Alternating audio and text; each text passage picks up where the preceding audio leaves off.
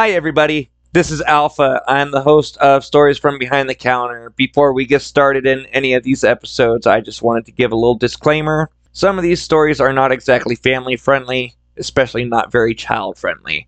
Some of them do use some strong language. Some of them do talk about some rather vile things sometimes. Others is just not exactly something some people might want their children or anyone else around them to hear. Not exactly public friendly. If you have a job in general, you know what I'm talking about. Some things that happen in life are just not public, perfect conversation. So, with that in mind, please keep in mind where you're listening to this, who you're listening to it around, and how you're going to listen to it. Also, if you have any stories that you would like to share with me, please send them my way. I am always up for more stories. I only have so much as my own. So if you have anything you want to share with me, please feel free to share them with me in my email account. Send them to workwithalphag@gmail.com. That is workwithalphag@gmail.com. One last thing I wanted to remind you all about is please make sure you're following me. I am not just on one platform. I am on Spotify, Patreon, Castbox, Podbean, and Buzzsprout. So please, if you have any of those, Patreon is probably going to help me out the best, and hopefully later on it'll be able to help you guys out as well. For $1 a month, you'll be getting ad-free episodes, as well as later on I'm hoping to be able to do Q&As, just be able to talk with you guys, one-on-one conversations, group chats, whatever. So please make sure you're checking it all out. Let's get into the episode.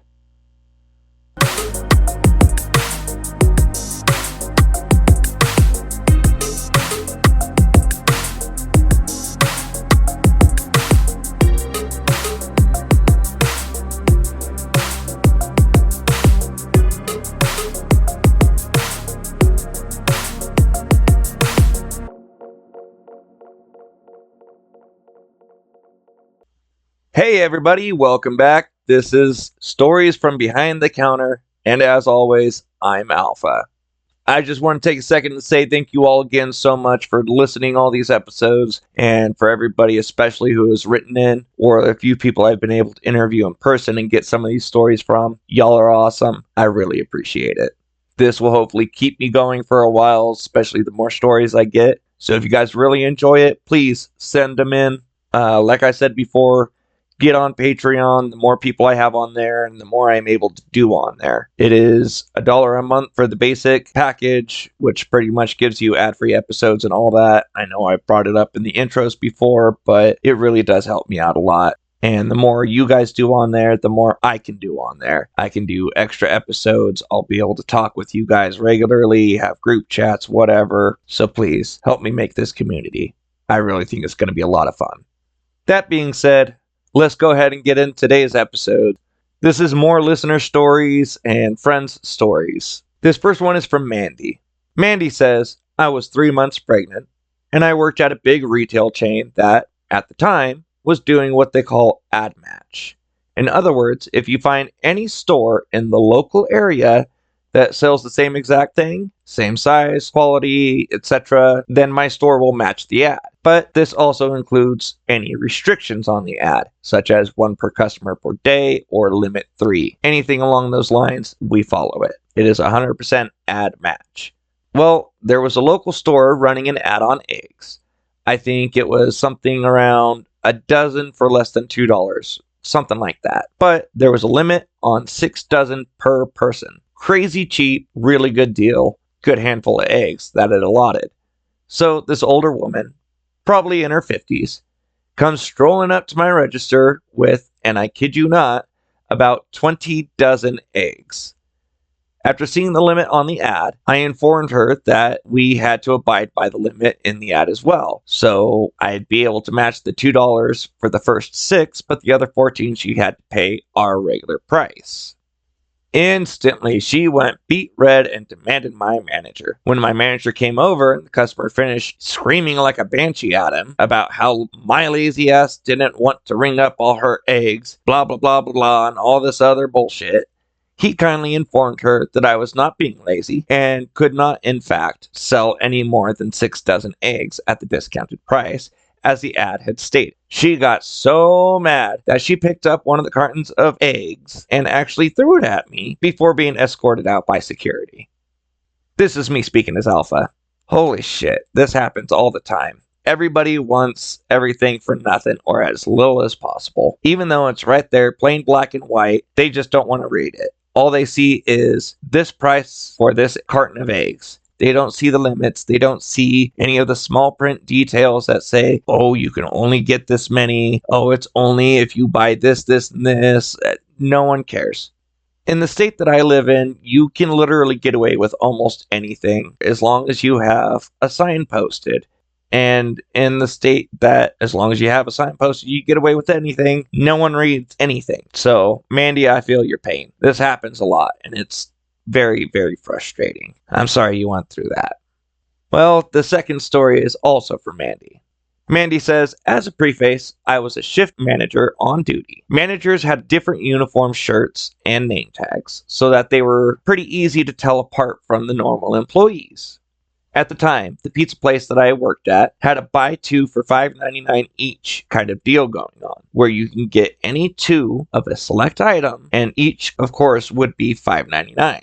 Well, this man comes in, he is around 60-ish years old, he's walking slow with his cane, and he tells me he wants a pizza big enough to feed 2 adults for under $5. I apologized, and I told him that there just was no way I could do that. He started to argue with me. As he's arguing with me, he spots my delivery driver for the night. He was a pretty big guy, about 6'7", kind of burly, looked like he could be a professional linebacker probably. Well, the old man saw him walking around in the kitchen area, and so he hollered at him saying, Hey manager guy, I need help. Put this bitch in her place. I was so mad that I was white-knuckling the counter, but I stayed cool. The driver, who heard him holler but wasn't able to understand what he was said, walked up and asked, I'm so sorry, what's going on? The old guy proceeded to repeat, You need to put this bitch in her place. Customer is always right, and I want a goddamn pizza big enough for 2 under $5. At this point, my driver, bless his heart, he was a giant teddy bear, but man, he loved me, and he wouldn't let anything happen to me, much less let anyone disrespect me. He got madder than I was. He looked at the old boy in the eye, and he said, Now you listen here. She is the manager, not me. And if you even think about calling her the B word again, I will take that cane and shove it up your ass. Do you understand me? Boy, that old man ran out that door, cane tucked under his arm. Again, this is me speaking as Alpha. This is another common thing you get with a lot of the older generation. A lot of them come in and automatically assume that a woman cannot be a manager. It does not matter how many times they go to that place or not. They just don't want to believe it. And it really amazes me that they believe, regardless of anyone's position, that they have the right to tell someone else, put this bitch in her place. Well, let's get into the next story. This third one is also from Mandy, from another pizza place. Mandy says, at the time, I was a delivery driver. I had a delivery order come in for like $10 worth of 2 liters, total to be paid at time of delivery. That was it. I was next up on the delivery list, so I gathered up what the customer had ordered, checked out on the delivery, and it took less than 5 minutes from the time the order came in to when I arrived to his door. After I knocked, he just hollered, Just leave it on the door. I replied, Sure, I could do that. Where do I find the payment for the order? He yelled, I paid online. I took a deep breath so I wouldn't come across as agitated as I was, I should say. And I told him that there was no payment made online and that he had chosen the cash upon delivery option. By now, he's stomping toward the door, cussing up a storm. He threw the door open and asked me if I was some sort of retard, and he tried to snatch the bags out of my hands. I yanked the sodas back behind me, out of his reach. I told him to eat a bag of dicks, and I took myself and the 2 liters back to the store. When I got back, I told my GM exactly what happened. Right after I got done telling her, of course, the customer's calling. Customer is screaming and cussing, telling my manager that I should be fired and was clearly a special ed case and should not be a delivery driver. My manager, who by this point was putting this customer on the delivery blacklist, told him, "Sir, my driver isn't retarded, like you keep saying. If anything, you are. Never call this store again. I will report you for harassment." And he hung up. Well, the manager made sure that everyone knew what his caller ID was and told them that if he called back to just pick up the line and hang up immediately. He tried calling 10 more times in an hour. After about that hour, getting hung up on each time, by time 5, my manager had called the cops and filed the harassment report. By call 10, the employee who answered decided to listen for a minute and hung up just to mess with him. But before they hung up, they ended up hearing knock knock, police department, and the customer yelled, "What the fuck?" And my coworker hung up. They told us about what had happened, and we were all holding back tears from laughing so hard. This is me speaking as Alpha. Well, you probably shouldn't have told him to eat a bag of dicks. That's not the most professional, but I can't say I haven't wanted to do the same thing myself. And definitely depending on what time frame it was, the R word is not exactly acceptable anymore. But, I mean, when you're pushed to your limit by people tend to say things. I definitely understand the frustration. I remember when that was an option. I don't think a lot of places allow the cash upon delivery option anymore because of issues like this. So hopefully that's not an issue for you anymore, Mandy. All right.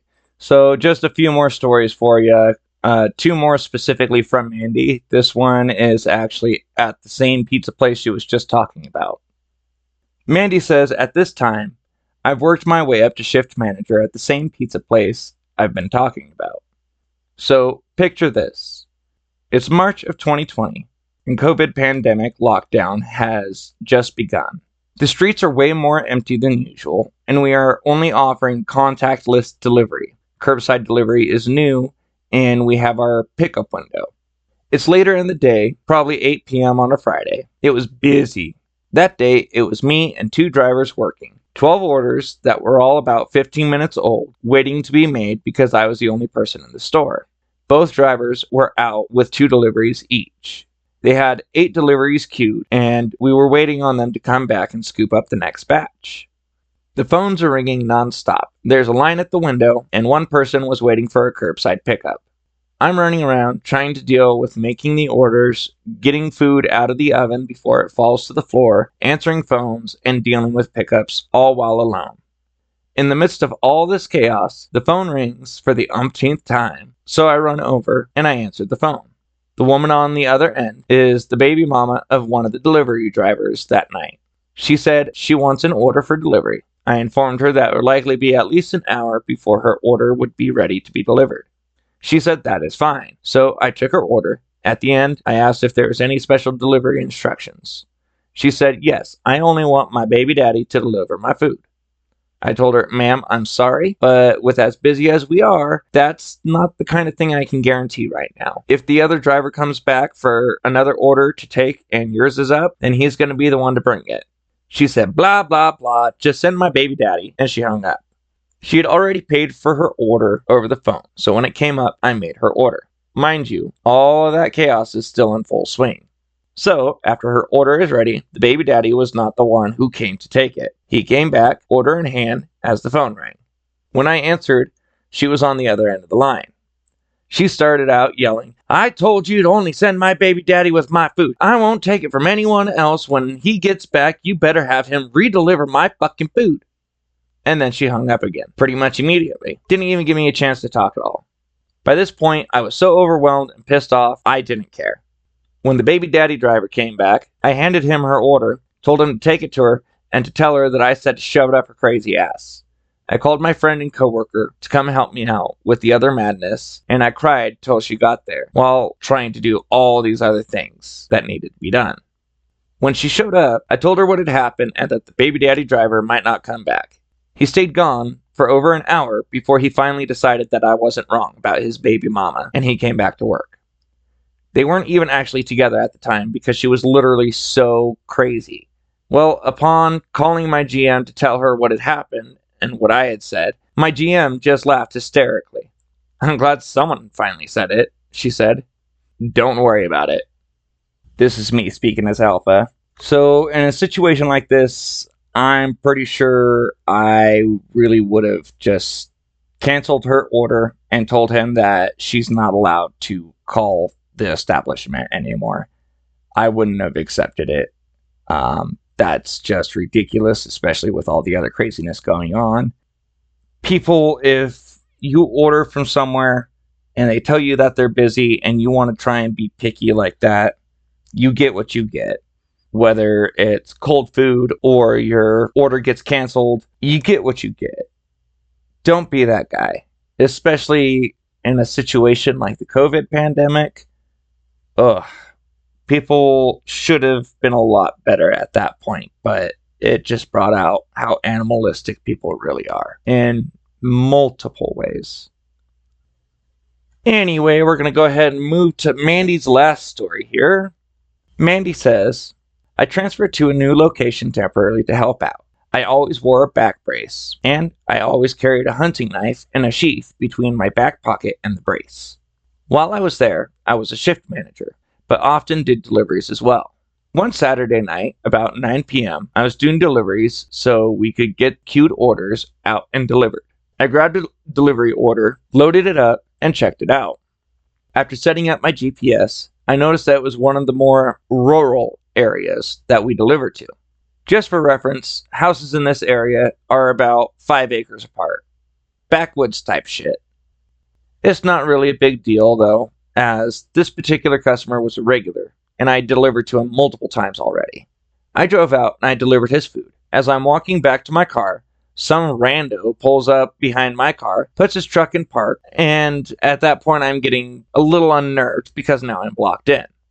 Well, this hillbilly looking dude gets out of the truck, walks around and says, Hey baby, why don't you come get in my truck and have a drink?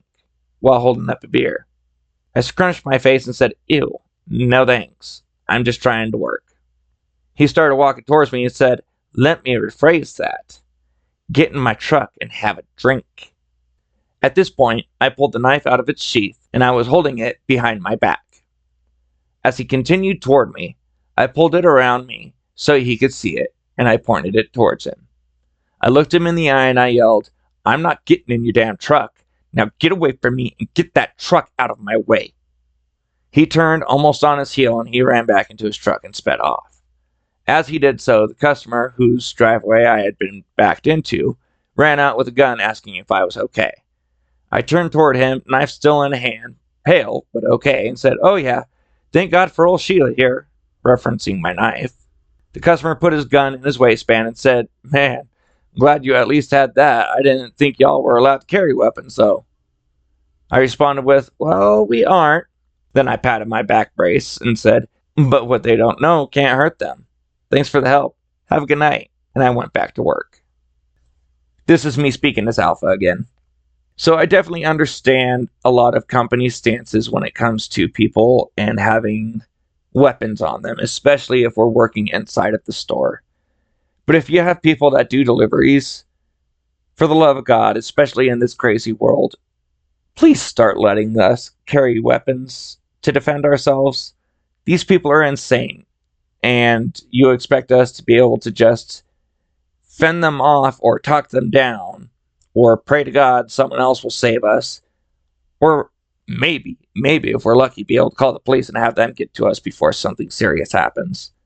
I don't think it's right that companies don't allow people to defend themselves. It's ridiculous that people get fired when, a customer gets irate and swings at us and we end up having to defend ourselves and we get fired. It's bullshit. Or if they find out someone has a weapon in their car because they drive with their gun usually, or they have a pocket knife in their pocket because they do deliveries like this, and they get fired for it. But they try to tell us that our lives are more important. It's ridiculous. Mandy, I hope you're out of the pizza business at this point, or I hope you're at least in a better area with less crazies. Alright, so this next story here is from someone else. I'm going to name her Miss Fabulous because she always told everybody you're fabulous, have an amazing day type of stuff. So it's how I've always seen her. She is just a fabulous person herself.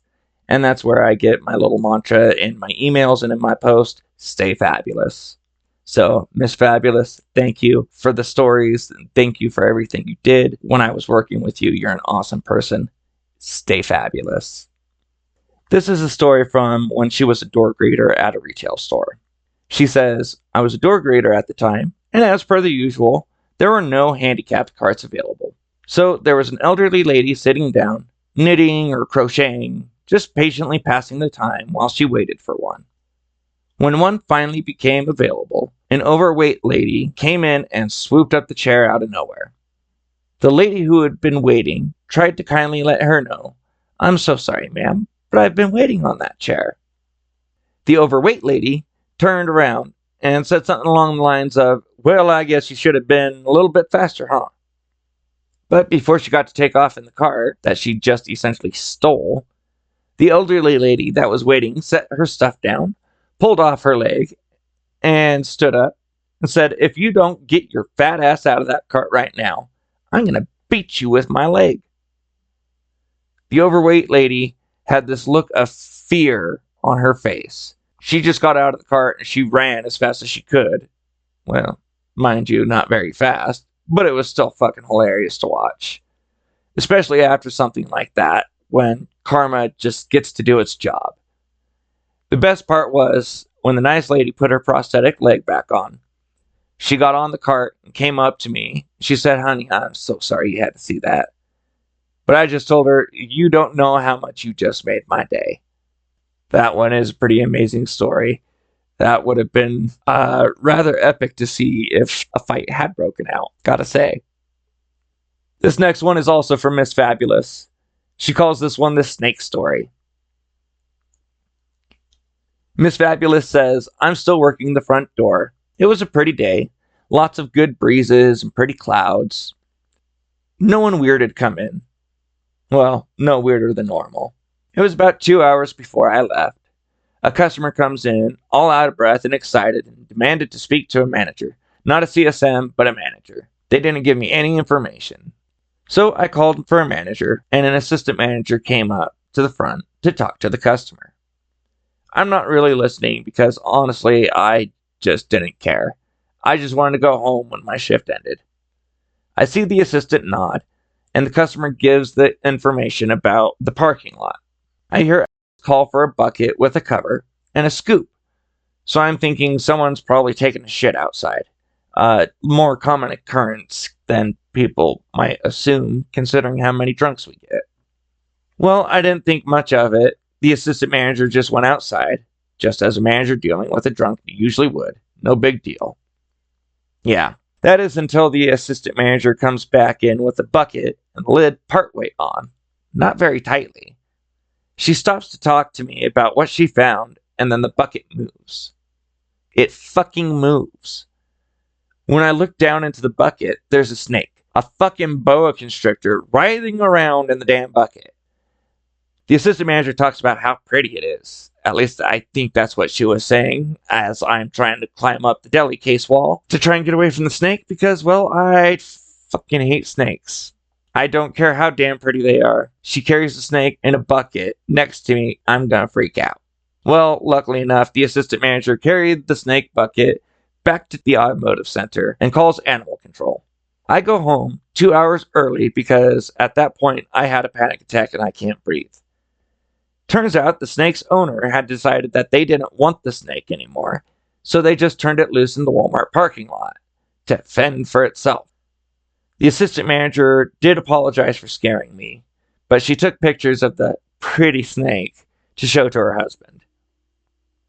Well, Miss Fabulous, I gotta admit, I probably would have done the same thing, and I probably would have used a lot more colorful language right then and there. Not to mention telling the story. Thank goodness you gave me a little bit of a script here. Anyway, last story here from Miss Fabulous. This one is the story of Miss Fabulous and the bad managers. Miss Fabulous says, I can remember when there were two co-managers that pulled me into the office one day.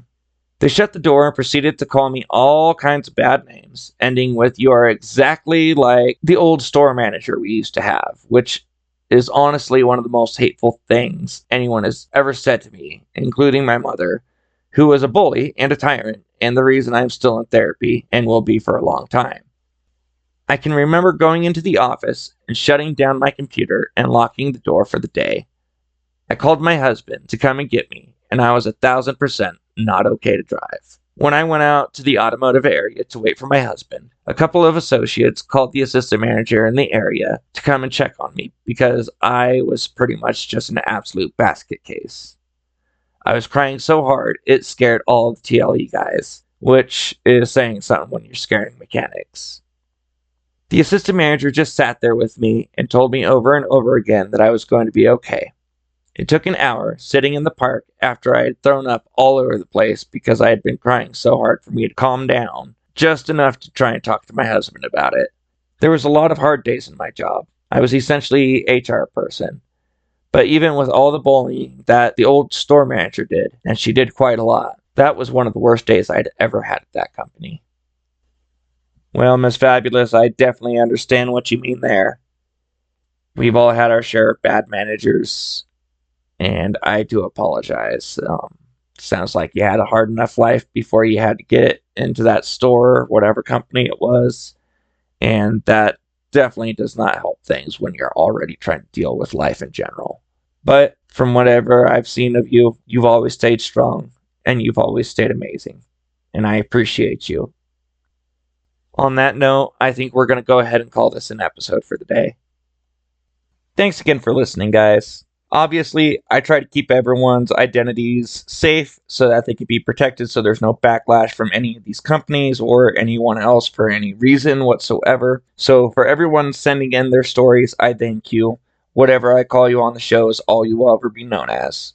With that being said, I want to give a big shout out and a big thank you to Denise Esparza for the artwork. She's the one who did the little thumbnail that you see when I upload all of my episodes, and I do look forward to working with her for any changes in artwork that I decide to do later. If you're interested in seeing anything else and more artwork that she does, you can follow her on Nisi Art on Instagram. That's NEISSE_ART on Instagram. Also, big shout out and a thank you to Nivation. He's the one responsible for the music you hear at the beginning and the ending of the episodes. If you wish to follow him and see what else he provides musically, that is Nivation. Spotify is the only platform that he gave me to shout him out on, but I just wanted to make sure he got the credit for what he did for me. I really do appreciate everything you guys have done for me to help me get this show started and to keep it going. Thank you guys. I really honestly could not have done this without you. For everyone else, thank you again for all your stories. I hope that you guys are enjoying this. One last reminder, please do not forget to check me out pretty much anywhere you can find a podcast. That's where I'm trying to get to. Obviously, the biggest ones I'm going to be on are Patreon and Spotify, but check me out, see where you can find me. Patreon will be the biggest help for me. And as I'm pretty sure I've stated before, that will also help you guys later on. I'm hoping to be able to do live Q&As. I'm hoping to be able to do conversations, one-on-one chats, group chats. I don't care. Maybe like some of the other people I've listened to doing podcasts, we can even make trips out of this and just make it a community. I just want to have fun with this. So I hope you guys are enjoying it. And I hope you can help make the community I'm looking to make. Thanks again, guys. This is Alpha signing off. See you next episode.